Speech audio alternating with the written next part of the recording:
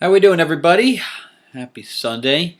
I know I'm a little late getting to this, but I just had a couple of conventions back to back for Destiny Aurora. We did Gamma and we did the Dice Tower convention, and obviously you can see from behind me that I am moving. So I've had all that going on. So we're going to be talking about Captain Marvel. I know we're about a week behind, but we're going to talk about Captain Marvel.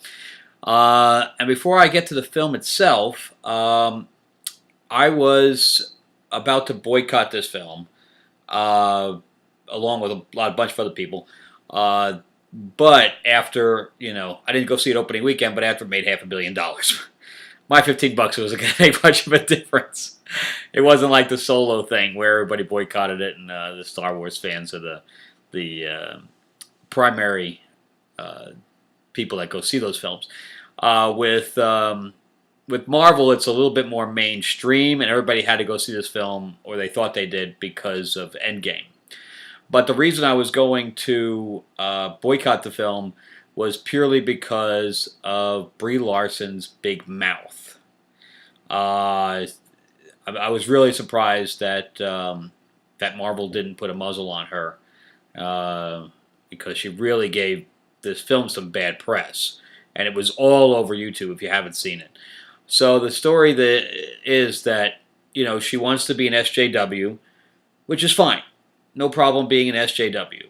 And if anybody doesn't know what that means, it's called a social justice warrior, and it's a big thing now. I'm not sure why, but it's a big thing now.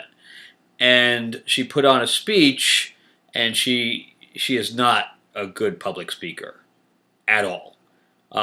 So she's great when it comes to reading scripts and playing a part, but having her write her own stuff or coming out impromptu is bad news. So what happened was she put on a speech in front of, I believe it's the Women in Film community, and she was there giving a speech about the fact that she believed that there should be more women of color that are critics. And that's fine. If she has that opinion, I don't even disagree with that opinion. The opinion is irrelevant. It's how she said it. Because what she did was she put down other people.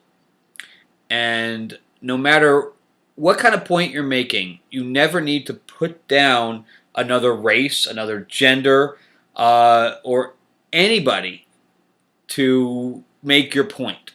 And that's what she did, and I'm going to do a little clip here. Our industry has gone through a major growth. We are expanding to make films that better reflect the people that buy movie tickets, but they are not allowed enough chances to read public discourse on these films by the people that these films were made for. I do not need a 40-year-old white dude to tell me what didn't work for him about A Wrinkle in Time. It wasn't made for him. I want to know what that film meant to women of color, to biracial women, to teen women of color, to teens that are biracial. And for the third time, I don't hate white dudes. These are just facts. These are not my feelings. And I'm really sorry, Lindsay. Please don't kill me. So she said that 3 times. She said, I don't hate white dudes 3 times in one speech. Saying it once was bad enough, but to do that over and over again, you automatically have everybody say, well, obviously you hate white dudes, or else you wouldn't be saying that you don't hate them 3 times. So, and what's next? What's next? Somebody saying, I hate white dudes? If it was any other race at all, if she said, I don't hate black dudes, she would have been destroyed. But because it was white, it was okay. But, I mean, I don't know why she's even jumping on this, because it was a white dude that she's married to. She's married to a white dude, right? She's, the character that she's playing that gave her the ability to even make that speech was a white dude. The people that draw the character and have been for years and years was a white dude. So why disrespect everything that led you to that? In fact, probably 60 to 70% of the people that went to see your film were white dudes. So again, she could have made her point in any other way, and I'm not even saying I disagree with what she's saying.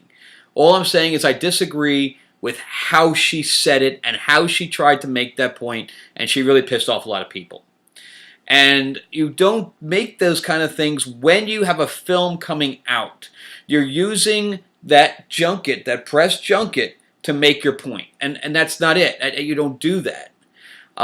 Because technically you're on Captain Marvel's time. And now every time, and this happened to me, every time that I sent to see the film, in the back of my head, I hear the character saying, I don't hate white dudes.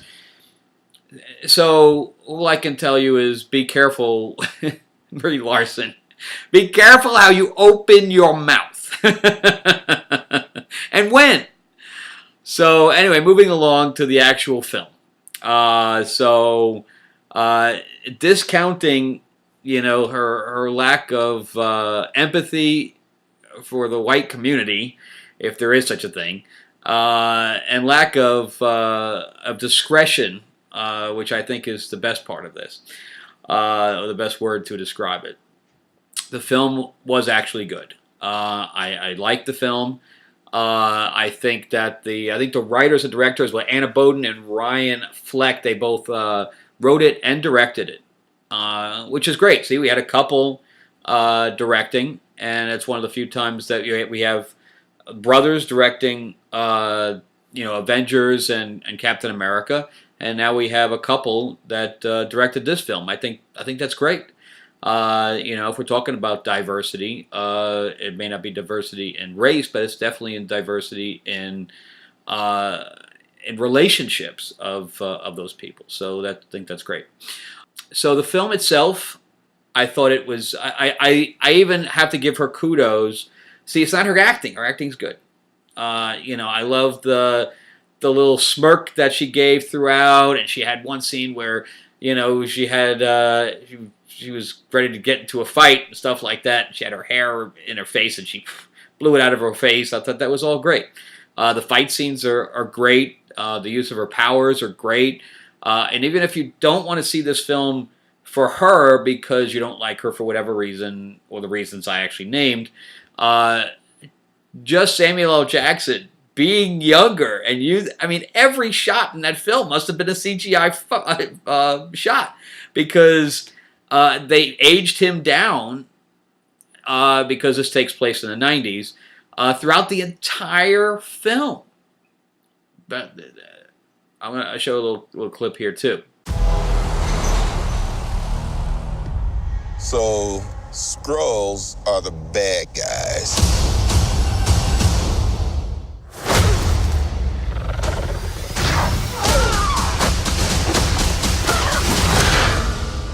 And you're a Kree, a race of noble warriors? Heroes. Noble warrior heroes.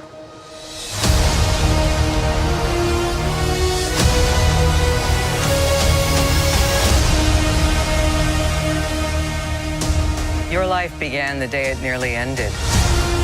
We found you. With no memory, we made you one of us. So you could live longer, stronger, superior. You were reborn.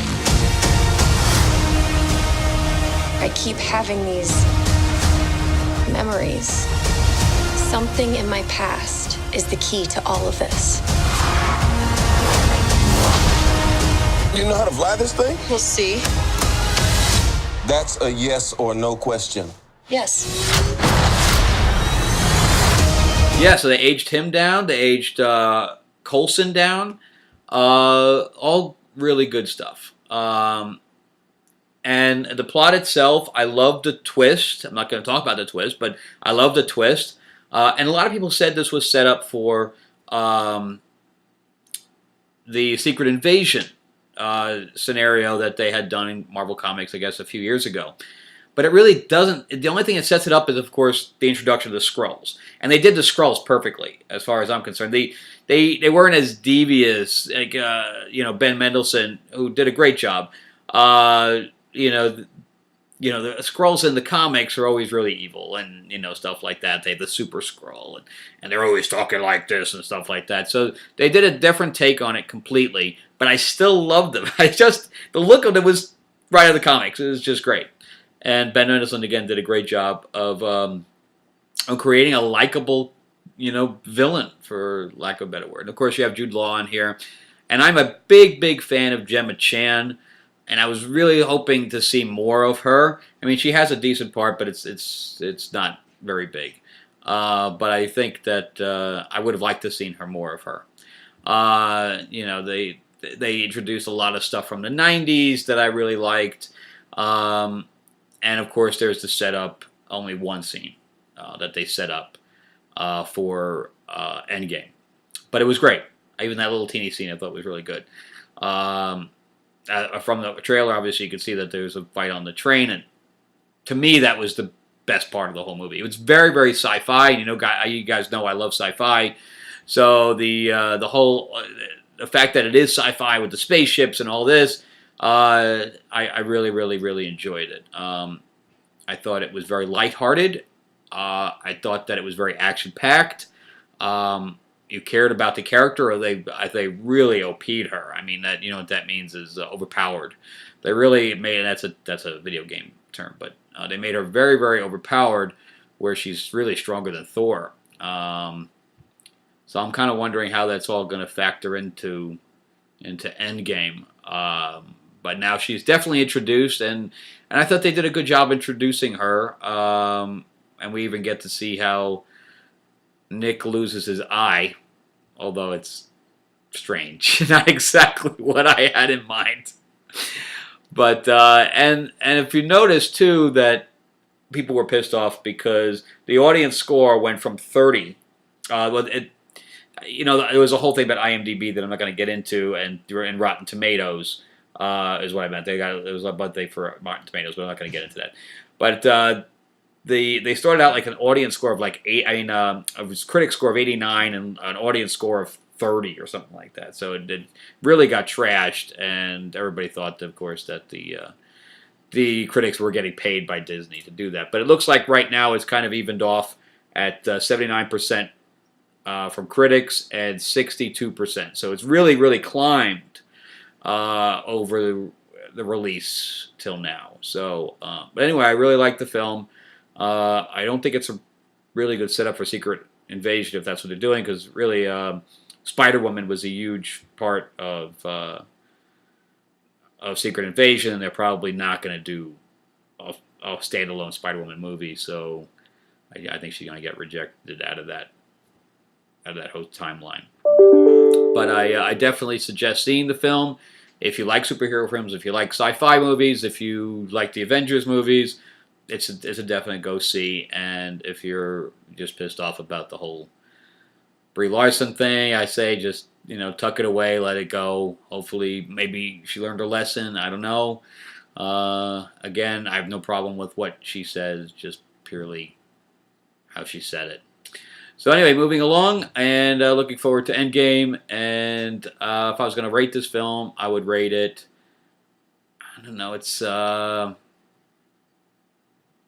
I would go an 8. I liked it. I didn't like it I liked Aquaman a little bit better, but I did like it, and so I'm going to stick at an 8, maybe a 7.9, but it's up there. Anyway, have a great week, and feel free to leave your comments below if you agree or disagree with my opinions. And again, I want to reiterate that it is my opinions. So. And feel free to share and post it away. All right. Talk to you soon. Have a good one. Bye-bye.